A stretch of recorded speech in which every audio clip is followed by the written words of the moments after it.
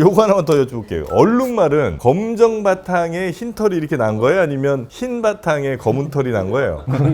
답 나왔죠. 네. 답이 나왔어요? 검은 바탕이 흰 털로 알고 있습니다. 아 그래요? 얘는 근데 어떻게 이렇게 무늬가 이렇게 선명하고 예쁘게, 보통 동물들 가운데 그런 경우가 많지는 않잖아요, 그죠? 얘는 쉽게 얘기해서 흰머리가 준질하게 나 있는 거죠. 예를 들면 동물들 대충 뭐 이렇게 무늬가 있더라도 판다도 그렇고 그냥 좀 이렇게 희미한 그라데이션을 이루면서 경계가 좀 있잖아요. 또 얼룩말 얘네들은 너무 선명하게 이렇게 좀 있는 것 같아서 얘는 도대체 그거 연구한 사람이 튜링이라는 우리 아는 과학자가 그 논문을 쓴 게 있었는데 생각보다 아주 간단한 메커니즘으로 굉장히 다양한 무늬들이 형성될 수 있다라는 수학적인 모델이 있긴 있어요. 혹시 제가 아는 튜링이 그 튜링이에요? 네, 그 튜링 테스트 할 때 컴퓨터 만들 네. 아 그래요? 그게 유명한 논문인데요. 그게 아주 간단한 화학식 몇 개를 갖고 거기서 조절 변수를 조정하면 얼룩말 무늬 같은 무늬도 나오고 아 그래요? 지문도 나오고. 네, 그런 걸 밝혀서 사실 그런 굉장히 아름답고 복잡한 무늬의 근원이 어쩌면 굉장히 단순한 화학 반응에 의해서 만들어질 수 있다라는 걸 보이는. 아니 얘는 근데 예를 들면 격자무늬나 이렇게는 안 나오잖아요. 항상 흰색 검정색이 이렇게 교차되면서 나오지 않습니까? 바둑판이라든지 얘가 이렇게 나오다 보면 어떤 도련변이 애들은 좀 웨이브도 좀 주고 뭐 이랬으면 뭐 그런 애들도 있고 저런 애들도 있고 할 텐데 거의 균질하게 이렇게 얼룩무늬가 있길래 이거는 어떻게 실수 안 하고 어릴 때부터 얘가 이른가? 얼룩무늬가? 새끼 얼룩말도 그랬던 것 같아요. 아 새끼 얼룩말도. 네. 아 여튼 그 검정 바탕이 흰 털이란 이거죠? 사진을 찾아본 게 달마시안 무늬거든요. 걔는 흰 바탕에 검은 무늬가 확실한 게 어렸을 때는 검은 무늬가 덩치가 크고 좀 그 다음에 개수는 적고요. 애가 크면서 검은 부분의 숫자가 늘어나고 작아지고 그렇더라고요. 아 그래요? 얼룩말은 그러면 싹 털 밀면 까매요? 털을 싹 밀면 바리깡으로. 우리 경프로님 머리를 싹 밀면은 무슨 색깔 나오겠어요? 저는 밀지 마시지.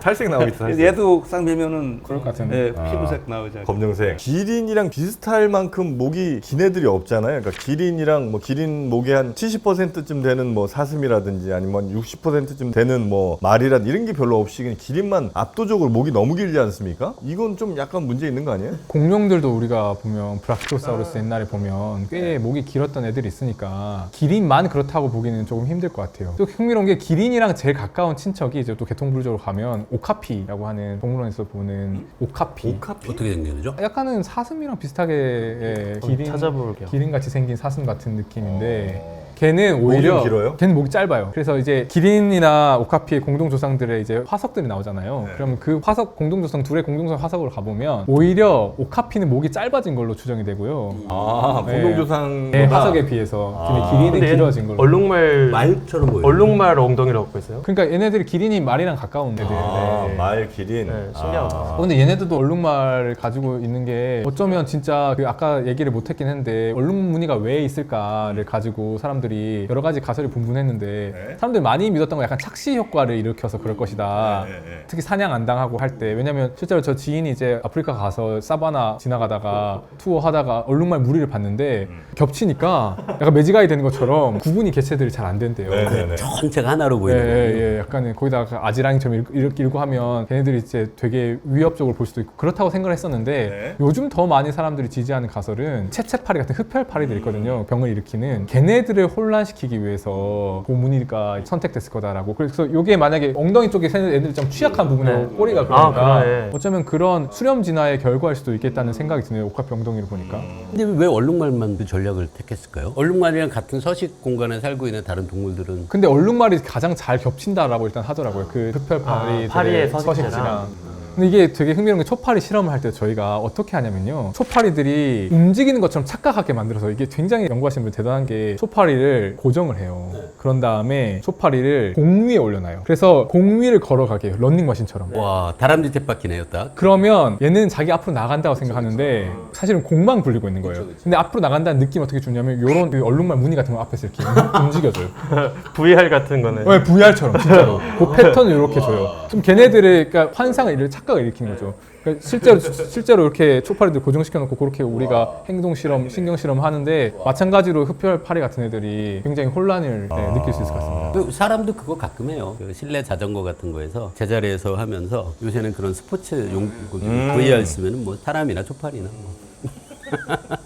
아니 그래서 그러면 기린은 이렇게 목이 길어진 게 되게 불리한 건 아니에요? 생존에 있어서 뭐 도망 다니는데도 목이 너무 길면 이렇게 늦을 거고 여러 뭐 포식자들한테도 더 눈에 띄일 거고 그런 제약들도 분명히 있어요. 목이 길어짐으로 인해서 얻는 분명히 이득도 있을 것이고 뭐 이렇게 먹이 먹는 네, 거 네. 일단은 식물 높은 데 나무를 따먹을 수 있다고 하는 게 초식 공룡 커다랗고 목 긴 애들도 마찬가지였을 거라고 이제 파충류 계통에서도 마찬가지고 포유류 계통에서 이렇게 진화를 한 것 같은데 이점도 있고 단점도 있는 것 같은데 네. 저는 또 중요한 부분이 만약에 설령 이게 이득이 된다고 하더라도 실제로 목이 긴 동물을 만들어내는 것 자체가 굉장한 도전일 거라 생각해요.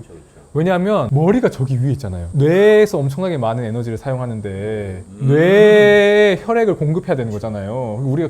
저희가 그때 한번 식물들 물 올리는 것도 얘기를 했었는데 심장이 저기 밑에 있는데 아 그렇지 저기 위까지 혈액을 공급하는 게 결코 간단한 문제가 아닐 것 같아요. 기린 심장이 엄청 크지 않나요? 네. 엄청 튼튼하고 그래. 펌프가 세야 되니까 네. 그러네 그래서 그러한 혁신을 실제로 달성을 하는 게 확률적으로 굉장히 쉽게 일어날 수 있는 그러니까 무작위적인 이런 선택으로 그러한 혁신이 쉽게 일어나기는 힘들 것 같은데 어떤 계통에서는 그런 혁신이 좀 잘 일어나면 걔는 목이 훨씬 더 길어질 수 있는 잠재력이 생기는 것 같고 기린 또 위에 있는 것도 문제인데요. 사실은 얘가 머리가 위에 보통 때 이렇게 따먹다가 물 마셔야 되면 머리를 내려주잖아요. 그럼 갑자기 피가 엄청나게 쏠리잖아요.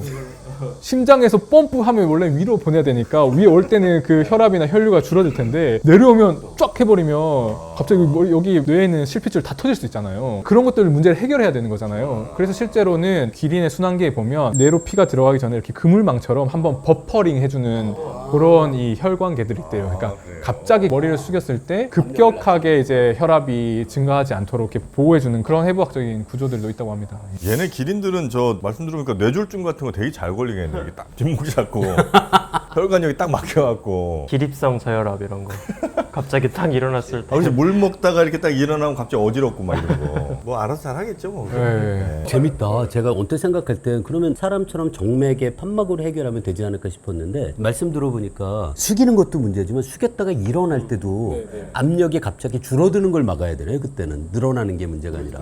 그러려면 이것처럼 버퍼를 이용해야지 혈류가 한쪽으로 이렇게 예, 그거는 안 되는 거네. 판막들도 혈관에 잘 발달돼 있다고 하고요. 올렸다 내렸다 하는 문제가 간단한 문제가 완드는 문제가 아니네. 아니죠. 예. 피곤하게 사는 그리고 사실 저는 기린 목과 관련해서 제일 충격적인 사실은 기린 목과 우리 목의 척추뼈의 개수가 같아요.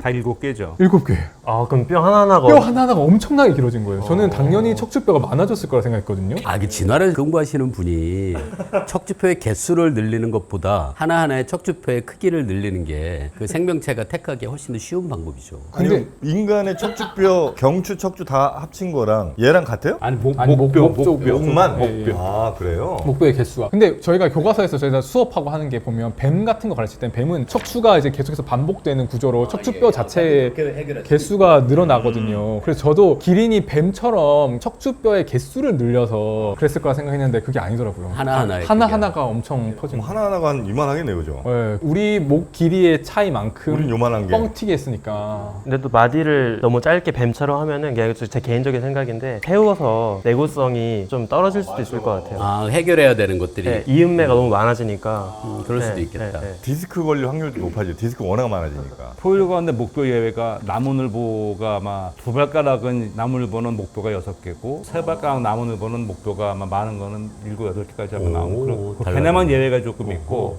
근데 걔네는 그 이유가 목이 돌아가는데 이게 뭐 뼈가 있다고 그러는데 그거를 빼고는 모든 포유류는 다 목뼈가 7개로 이렇게 돼 있는데 저도 처음에 그 생각했거든요. 큰 걸로 이렇게 매주 연결해 놓으면 이게 움직임이 이렇게 거칠잖아요. 작은 걸로 이렇게 섬세하게 움직일 수 있고 근데 저도 김범준 교수님 말씀하신 것처럼 새로운 개수를 늘리는 것보다는 이게 하나씩 커지는 게 훨씬 더 가능성이 높지 않을까 그런 생각을 했었는데 그 다큐멘터리 참 기린 다큐멘터리 잠깐 보고 놀랐던 게 얘들이 상대를 공격하고 할 때 이걸 이렇게 휘두르더라고요. 목치기 보셨어요? 네. 오, 굉장히 무서워 보이던데. 아, 기린끼리 싸울 때? 네. 목을 이렇게 싸워요. 근데 엄청난 것 같아요 힘이. 아, 그것도 봤어요. 얘가 이렇게 크니까 포식자가 다가오면 뭐 피하기도 어려울 거고 그럴 것 같은데 다가오는 사자를 기린이 뒷발로 차거든요. 사자가 그냥 날아가. 그 힘이 엄청난 거더라고요. 기린이 그렇게 쉬운 먹이는 아닌 것 같아요. 보통 그 목덜미를 물으면 이제 다른 생물들은 이제 이렇게 죽잖아요. 근데 숨 못 쉬고 얘 목덜미는 물기가 너무 힘드니까 치명상 입히기는 어려울 것 같아요. 그러니까 다리나 뭐 이런 데 찢을 수는 있지만 아주 치명적인 뭐 숨을 못 쉬게 한다는 이거는 거의 불가능에 가깝잖아요. 자고 있는 애를 물 수는 있겠네요. 자고 이렇게 하고 있으니까. 근데 혹시라도 그렇게 했다면 강냉이가 다 나쁘겠네. 다 뼈니까.